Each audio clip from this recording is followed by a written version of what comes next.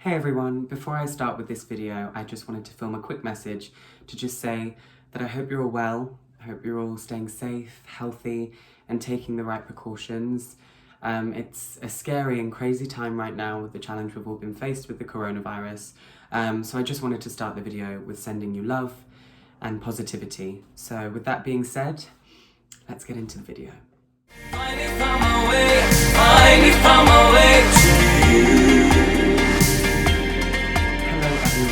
Welcome to my channel.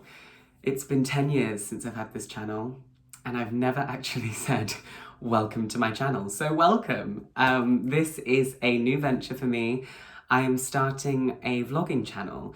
Well, it's going to be on this same channel, obviously, that it's on right now, and I'm still going to be doing my music stuff, which is a question that so many people have asked me since I announced that I'm doing this. I have got plenty of music covers and things like that to upload on this channel later in the year, but I really wanted to start doing something that was really fun and interactive for us, where you can get to know me a little bit better. So I thought this would be a perfect way. So today I'm going to be filming part 1 of a get to know me. So a few weeks ago I asked you guys to ask me some questions on Twitter and Instagram, and I have picked the most asked questions, so 10 of those, and then I'll do another 10 in the part 2 with the comments down below. So if you have questions that I haven't answered in this one that you are desperate for me to answer, please pop them in the comments below and I will do a part 2 to this get to know me. But this channel, as I say, it is going to be a music channel first and foremost. I am a singer, I'm a performer, that's what I love to do. But you guys have been with me for 10 years now, since I was on Britain's Got Talent, and I feel like I've never actually just sat down and been able to really interact with you. I've always done interviews, and obviously with social media, how it is now, this is such a fun way for us to get to know each other a little bit better. So with that being said, let's get into the get to know me. So the first question that many people were asking me was, who is my favorite artist? Now this really hasn't changed over the 10 years. I always get this question in fun interviews, and it's never changed. My favourite artist is Lady Gaga, always has been and always will be. I am a huge little monster, and I've seen Lady Gaga perform 4 times now, and I'm just such a huge fan. I love her, I love what she stands for, and she is such a talented, incredible performer. So it's Lady Gaga, always will be. So the second question was, where is my favourite place that I have ever performed? My favourite place, I feel really lucky. I've performed in lots of places, and in the UK, kind of all major cities in the UK, but I've also been lucky enough to travel with singing. And I think the place that I always go back to was Beijing, back in 2014 or 15. Sorry, you'll learn this about me. My memory is horrendous. I think it was 2014. We're going to go with 14. It was New Year's, so technically 14, 15. It was New Year's Eve, and I was invited to go to Beijing to perform at the CCTV annual New Year's Gala. And I was there for 5 days, and I got to bring my whole team with me who were working with me at the time. And I also brought my mum with me. And it was just such an incredible experience. Everybody there was so nice. I met some of the nicest people I've ever met in Beijing. They treated us incredibly well, and then I got to perform Feeling Good, which was actually the song that I performed on my Britain's Got Talent audition all the way back in 2011, and I did a kind of jazzier version of it, and it was in like a stadium arena kind of situation where there was like 10,000 people, and they were all so enthusiastic, and I swear to God, none of them knew who the hell I was. But they were chanting, and it was such a warm welcome. And then it was also broadcast live worldwide to over 700 million people, and I always have to pinch myself when I say that because I just can't get my head around it. But it was definitely one of my favourite performances, one of my favourite memories ever. And having my mum there and having the team that I was working with at the time there made it all the more special. So the next question is, what have you been up to for the past 5 years, and where do you see yourself in the next 5 years? So let's keep it real and be honest. I don't think I've ever actually told you guys what I've really been up to for the full 5 years that's gone by. Obviously, I released my second album, not last year, the year before, which was such a great experience, and it's work that I'm really proud of and worked really hard on. But before that, I was actually working in retail in Topman in London. And then before that, I was working in a coffee shop back home, which is where I am now, in Norwich, which is where I'm from. So I was working in a coffee shop down the road. And yeah, I mean, the past 5 years have been very up and down. It's been a roller coaster, to say the least. It's, you know, after Britain's Got Talent, I was 12 when I was on Britain's Got Talent, and I signed a record deal, I made an album, it did really well, and I got to perform, as I say, kind of all over the world, and had the most incredible time. And then I had to go back to school, and I think people forget that. People have always, because I've never spoken about it, people have always thought that I've just carried on with music, but I had to go back to school. And when you leave the limelight, there was such a huge buzz around when I was on Britain's Got Talent, and then when you leave the limelight to go back to school, which is what I had to do. I had my GCSEs. For those of you who aren't in the UK, it's like the big exams that you do when you leave secondary school. And unfortunately, things just got quieter and quieter. As I said about Beijing, you know, that was actually in a period where it was quiet, but you know, I had the odd gig. But other than that, it was really quiet. And plus, I had lots of ups and downs, in this industry. And I'm very grateful for all of them. I'm actually more grateful for the downs, because I've learned so much about this industry and what I want from it. But there was a time when I was around 15 to 17, I'd say, where I just completely fell out of love with singing and performing. I didn't want to be on stage. I didn't want to make music. I didn't know what I wanted to do, but I didn't want to do music because it wasn't making me happy anymore. I didn't really believe in myself, and lots of things had not worked out that I was really disappointed about, that I just wanted a break. So I went and I left high school, and I went and got a job in a coffee shop. I did an internship in Switzerland as well, actually. God. Let's chat, get a cup of tea, or a glass of wine, actually. Yeah, so I went to Switzerland when I left high school for an internship at a hedge fund banking company. And I lived there for 4 months. And then I came back and got a job in a coffee shop down the road and made some great friends, had a lovely time, but catering wasn't for me. And then I decided I want to move to London, because that's where it's happening. That's the place that I've always loved. I spent a lot of time in London after Britain's Got Talent as well. So I decided to move to London, and I got a full-time job in retail. And again, I had a good time. I met some of my best friends at that job and in London. But after just under a year, it was like, I need to be on stage again. I need to sing. I need to make music. And I think coming away from the limelight and the spotlight, and coming away from singing and performing and what I feel I do best and I love the most, made me realize how much I actually want it. So I don't regret anything that I've done over the past 5 years, and I think everything happens for a reason. But now I am focusing solely on music and performing and singing, and this as well. You know, this is what makes me happy.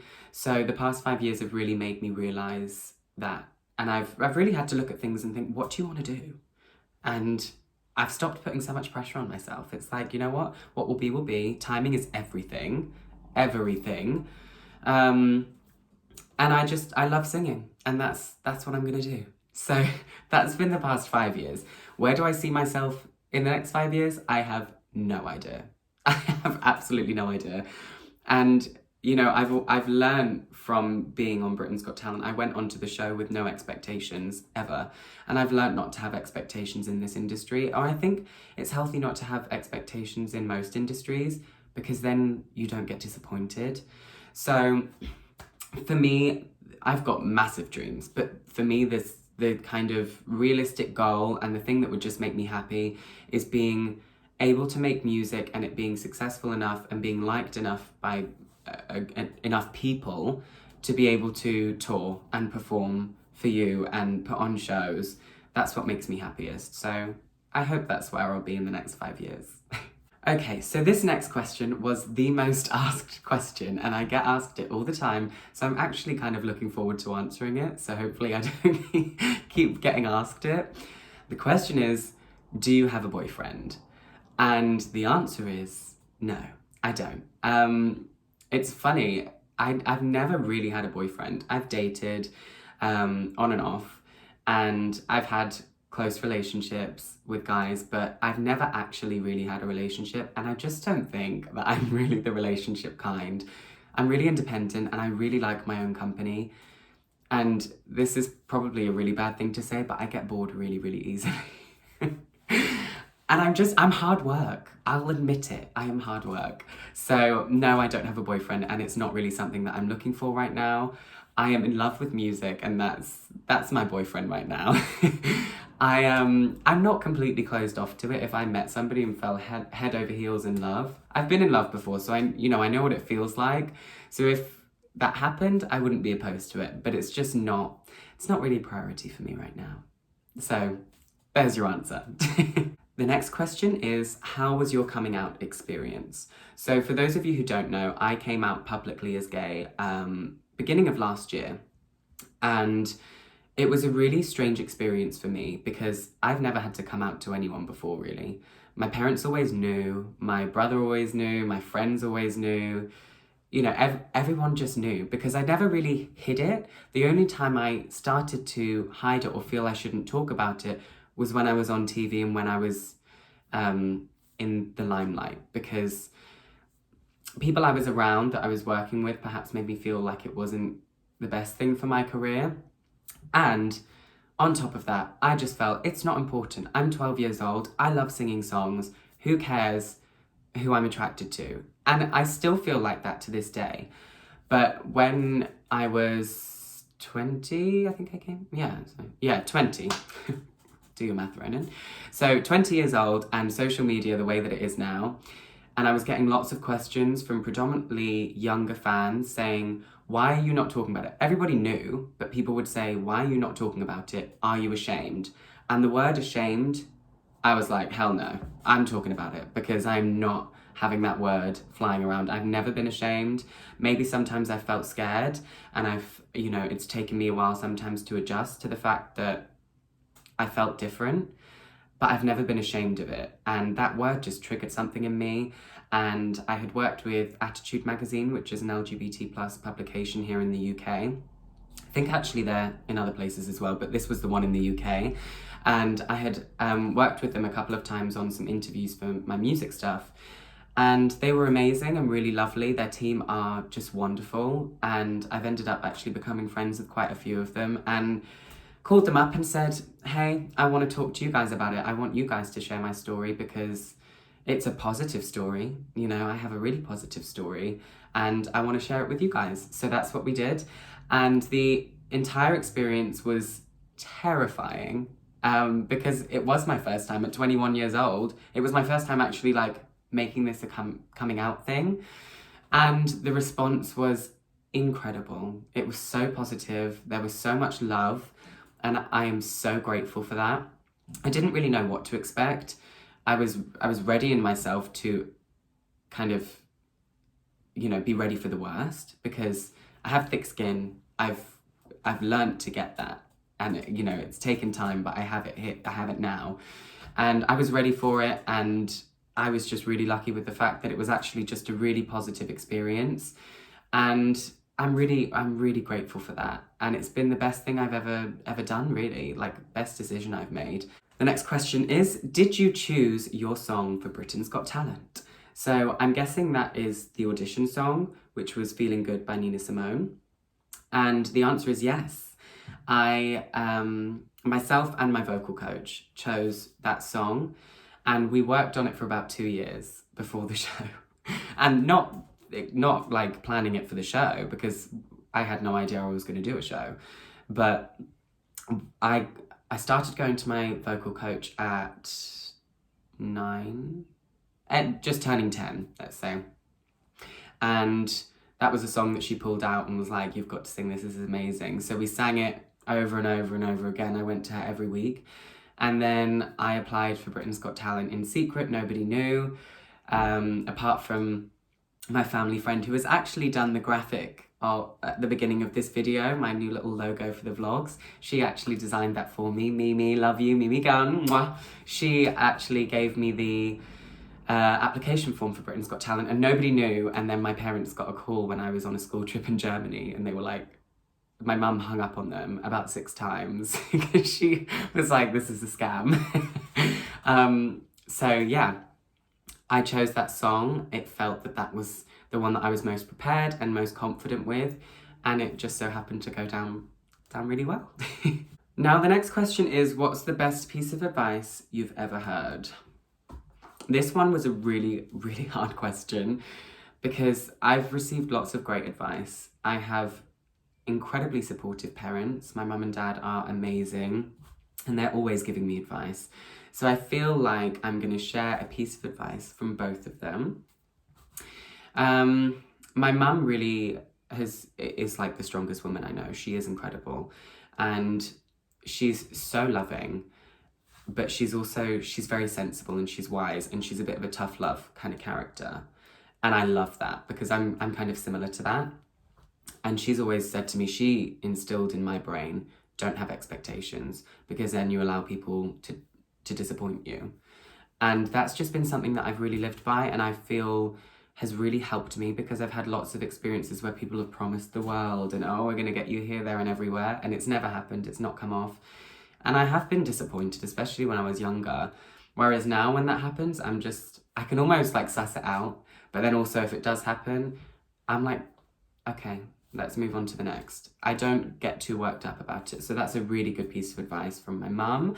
From my dad, it's really simple. And he's always just said, believe in yourself. And I think that's just the ultimate piece of advice for everyone. The next question is, what's your favourite song that you have ever done? I guess that's including covers, because I've done lots of covers over the years. But my favourite original song that's mine, I think it would have to be You Are Living On from my most recent album, Found My Way. Obviously all those songs on there are songs that I love because otherwise they wouldn't be on there.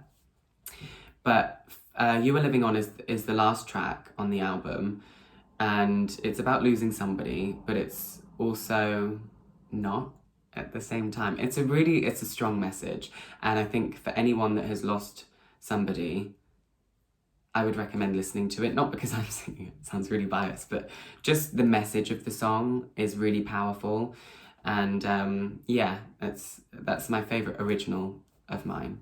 And then I guess actually no, another one. Another one is Defined, which is a song I did with Kidscape. Now, the style of the song isn't so much me anymore, but the message of the song is really strong. It was an anti-bullying song for an anti-bullying campaign with Kidscape, which are an anti-bullying organisation. And they're amazing and they do great work. And we decided to do this song with them and I still get messages to this day. I recorded it, I think, in 2014 and I still get messages to this day saying, thank you for that song. It helped me. I was experiencing bullying. And I think, you know, I was bullied quite a lot, especially after I went on a TV show in front of the world. And I think sometimes you can feel like you're alone and you're the only person going through this. You're the only person experiencing it. And this was kind of a song to say, you're not the only one. There's other people there. There's always help there as well. And yeah, I think it was a really powerful message and it was a powerful and pivotal moment for me in my career so far because I was just standing up and being like, you know what, I don't care what you say anymore. I'm done caring about your opinion. Like, and it's a really simple, I can't and won't be defined. And I think that's just a really strong message. So yeah, they're my two favourites of mine, I think. Now the next question is, what is your most cherished memory? Now I feel like it's changed quite a bit, but probably since losing my granddad. I lost my granddad last year, and I think when you lose somebody, it changes your outlook on certain things. And for me, I always look back and at memories that I have of him now. And I think the one that's probably the most cherished, that's my most cherished memory, of all time so far is when I performed at Wembley Stadium at a rugby match. I was performing at half-time, and my granddad was a huge sports fan. He was a huge football fan, but also sports in general, as is my dad, as is my brother. I lost out on that. No surprise there, really. And when I found out I was performing there, I invited my entire family. So my mum, my dad came, my brother, my cousins, my auntie, you know, loads of people came. And my granddad got to come along too. And when we got there, I did the sound check and he came on the pitch with me and we got a full tour around the stadium, and I'll always remember his face. He was just smiling from ear to ear and beaming, and that was a really special moment. And then he also got to see me perform live, and he didn't get to see me perform live very much. So that's the memory that I look back and think, oh, I'm so glad that I had that with him. And yeah, so I think that's my most cherished memory. Question number 10, the very last question, was what's next? It's a very abrupt question. What's next for me? Obviously this is a new venture for me completely. Very excited about it, I have to say. And I've got lots of content planned for this channel, music, covers, you know, lots of new stuff, but also this vlogging stuff. I don't quite know how to explain like stuff. But it's a really exciting experience, and I'm having loads of fun filming and doing this, so I hope you have as much fun as me when you're watching them. And also performing way more. I have lots of shows booked for this year, but of course under the current circumstances I'm not entirely sure what's going to be happening with those. They're mostly all booked in the summer, so I am not willing to talk about them just yet. I've confirmed lots of shows, and then lots of others were in talks when all of this started happening with the coronavirus and so many events being cancelled and countries in lockdown. None of us know what's happening. It's this total uncertainty, and it is scary times. But I do have shows planned for this year that I am incredibly excited for, but I'm not sure. There's lots of shows in the UK, but there's also lots that entail flying and travelling, and that's obviously a big moment at the moment. So I do have a really exciting year planned this year, but it's all just going to depend. Of course, I will keep you updated with everything. If you don't follow me on social media, make sure you do. My Instagram is Ronan Parke 121 and my Twitter is just Ronan Parke. It's just Ronan Parke. And if you are not subscribed on here, I'm going to pinch myself again. I've already pinched myself once in this, my poor arm. If you are not part of the current 187,000 subscribers, blows my mind every time I think about that, then please do subscribe for more content like this. Please also in the comments, like I said, I will be doing a part 2 to this Get to Know Me. So in the comments down below, ask away questions. It will be all from the comments down below that I'll be choosing questions. Also, suggest content that you want. Covers. Let me know what covers you want to hear. I've already planned a couple, but I'd love to hear your suggestions. For me, this whole new venture is really about us working together and creating stuff that's going to make us all happy and laugh and have a good time and feel positive. And so I would love to hear what you guys want to see from me. I hope, fingers crossed, with the shows that I have planned so far, that I will see some of you beautiful people. And you can watch me sing live and we can have a drink afterwards. And yeah, so, and again, thank you so much for all the support. It has been 10 years since I was on Britain's Got Talent, which again blows my mind. And you guys have been with me for such a long time. If you're new here, hello, lovely to meet you.